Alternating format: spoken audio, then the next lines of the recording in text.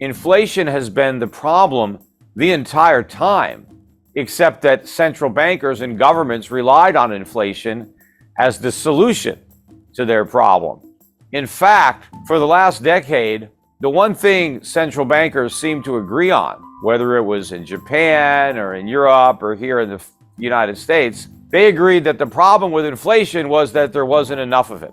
We just didn't have enough inflation.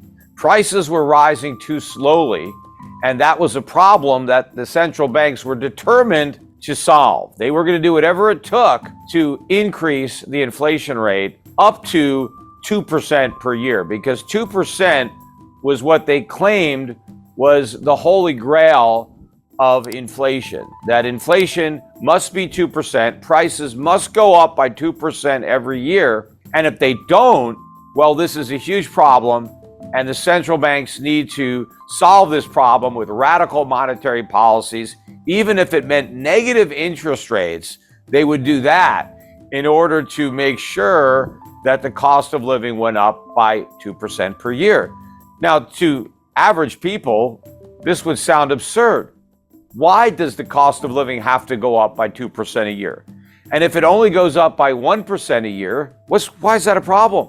Why does it need to go up faster than that? Most people would rather the cost of living go down. If food got cheaper, people would like that. If their rent went down, everybody would love that. If your landlord said, hey, we've decided to cut your rent this year, nobody would object to that. What if, you go to the gas station and the prices are lower? Good news. What if college tuitions went down? What if medical bills, instead of going up, what if they went down, right? Everybody would love that. Everybody likes it when the things that they want to buy, the things that they need to buy, become more affordable. So why was it a problem for the central banks that the stuff we needed to buy wasn't going up in price fast enough and it needed to rise faster? And first of all, where did they get this 2% figure? Why is 2% so great? Why not 1.5%? What's wrong with that? Or 2.5%? I mean, why is 2.5% too high and 1.5% too low? Why is 2% just right? And the answer is, it's not. 2% is not better than 1%. It's worse. 1% is better, and negative 1% is better than positive 1% when it comes to prices. But the way this 2% target came about was years ago. Many central banks began implementing 2% inflation as a ceiling. What the central bankers were telling everybody was that we're going to keep inflation below 2%. If it gets up to 2%, we're going to take action because 2% is our ceiling. We don't want it to get above 2% a year. So as long as it's below 2%, everything is okay. Gets to 2% or higher, we're going to spring into action to make sure it comes back down. Well, somehow along the way, that 2% ceiling became a target where central banks said, we need to get up to 2%. That was never their mandate. No central bank had a mandate of making sure inflation was 2%. It was just making sure inflation was below 2%. That didn't mean that if it was 1%, they had to try to get it up. They would just say, oh, it's 1%, that's great, it's below 2%, we succeeded. But they completely changed. Why did they do that? It was all a pretense. The central bankers were faced with some serious economic problems that they didn't want politicians to have to deal with. Countries had run up a lot of debt, and the governments really didn't have the ability to pay all this debt. And so what central banks did was lower interest rates to make that debt affordable by lowering the interest payments on that debt. And that allowed governments all over Europe, governments in the United States, to continue to pile on debt without having to make any difficult political choices of raising taxes or cutting spending. But also, because central banks kept interest rates so low, it wasn't just government debtors that were able to go deeper into debt. It was the private sector, corporations, individuals, everybody loaded up with debt. And the more debt everybody took on, the more the Federal Reserve and other central banks felt compelled to keep interest rates artificially low, because allowing interest rates to rise would have caused a financial crisis. A lot of people would have defaulted on their debts, including governments. And so the central banks kept interest rates low and kept printing money. Now, they called it quantitative easing, but quantitative easing is basically a euphemism for inflation. That's what it is. When the Federal Reserve launched quantitative easing for the first time in 2009, what it really decided to do was monetize government debt and create inflation. That's what quantitative easing was all about. It was about inflation.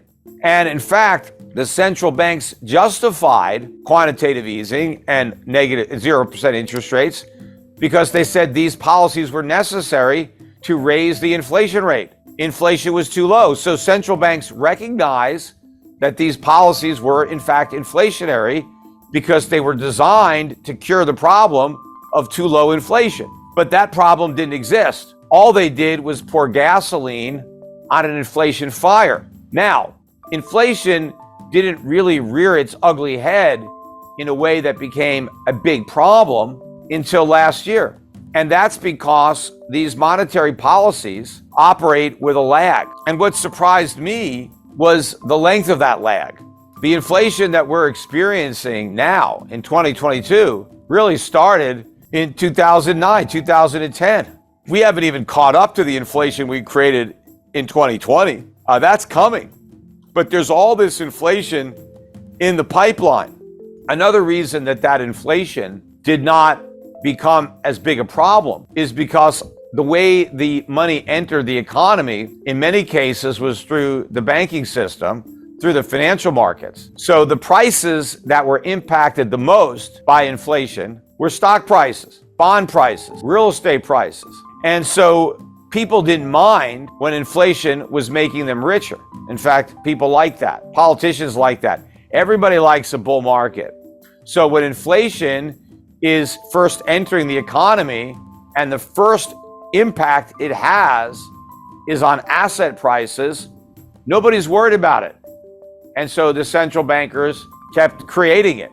The other factor that was important was the fraudulent way that governments measure inflation, particularly here in the United States. I'm more familiar with our CPI, but I think other CPIs in other countries are similarly flawed by design. The increase in consumer prices, the way it's officially measured, is not nearly as great as what is actually experienced by consumers when they're buying goods and services. So if you have an official measure of inflation that says prices are going up by 1.5% a year, it's possible they're going up by 4 or 5% a year in reality. And so when the government says, hey, we don't have enough inflation, we got to get that 1.5% inflation up to 2%, what they're actually doing is getting that 5 or 6% inflation rate up to 10%. Now, where we are today, you've got nations all around the world reporting official inflation rates at 8%, 9%, 10% or more, which means the unofficial actual rate of inflation is probably somewhere between 50 and 20%. So inflation is an enormous problem all over the United States. Look, I just got the other day my new premium for my homeowner's insurance policy for my house I have in Connecticut, and it was a 38% increase over the prior year. I mean, that dwarfs what the government says inflation is. And the reason my insurance premiums went up so much is because they said the cost of replacing the house, if it burns down, has gone up so much. Because of the increase in raw materials and labor costs, it's going to cost 38% more to rebuild my house than it would have cost to rebuild the same house a year ago. That's what's going on in reality. And I've experienced in my personal life, and so have so many other people that email me, price increases that dwarf what the government claims is the increase.